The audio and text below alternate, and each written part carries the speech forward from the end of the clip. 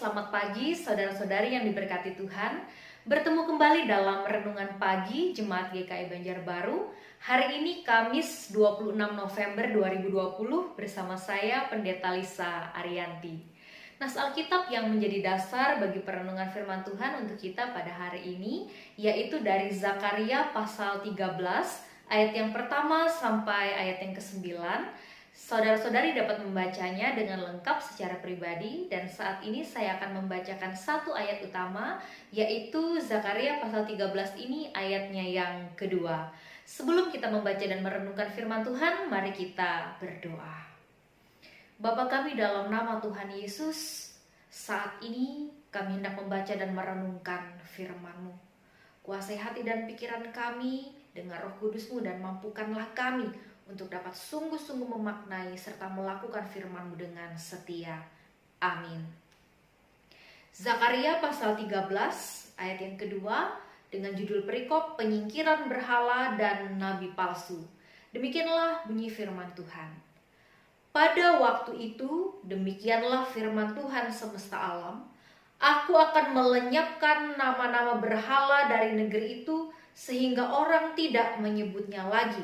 Juga para nabi dan roh najis akan kusingkirkan dari negeri itu. Amin. Saudara-saudari yang diberkati Tuhan, sejak awal Allah telah menyatakan dirinya sebagai Allah yang cemburu. Artinya, Ia tidak ingin umatnya menyembah Allah atau ilah lain. Dalam nas kita pada saat ini memperlihatkan bahwa Allah ingin membersihkan Israel dari dosa penyembahan berhala. Dan Allah juga akan menyingkirkan nabi-nabi palsu dari kehidupan umatnya. Keinginan Allah untuk memulihkan Israel menjadi satu kerinduan yang begitu besar. Ketika saat itu tiba, Allah akan bertahta sepenuhnya terhadap Israel. Selanjutnya, seluruh orang Israel akan datang menyembah kepada Allah yang benar. Saudara-saudari yang diberkati Tuhan, sama seperti Allah rindu untuk memulihkan Israel, Ia juga rindu untuk memulihkan kita. Allah ingin totalitas penyembahan kita hanya mengarah kepadanya. Itulah sebabnya Allah mengutus Yesus Kristus, anaknya yang tunggal, untuk menyelamatkan kita.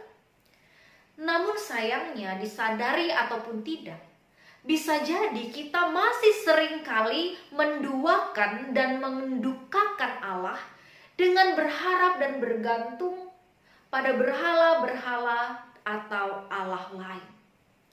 Berhala-berhala itu berupa apa saja yang menjauhkan fokus kita dan hidup kita dari Allah. Misalnya, harta, kedudukan atau jabatan, teknologi, orang atau figur tertentu, atau keinginan-keinginan yang menguasai seluruh kehendak hidup kita. Firman Tuhan hari ini mengajak dan mengajar kita untuk merespon kerinduan Allah agar kita mengarahkan pandangan, penyembahan, dan totalitas hidup kita hanya kepadanya, yaitu kepada Allah Bapa yang kita sembah di dalam nama Tuhan Yesus. Amin. Mari kita bersatu di dalam doa. Bapa, terima kasih atas firman-Mu. Tolonglah kami agar kami dapat menjauhkan diri dan hidup kami dari berhala-berhala dunia ini. Dan biarlah kami senantiasa hanya menyembah, berharap dan bergantung sepenuhnya kepadamu, ya Tuhan. Di dalam nama Tuhan Yesus kami berdoa. Amin.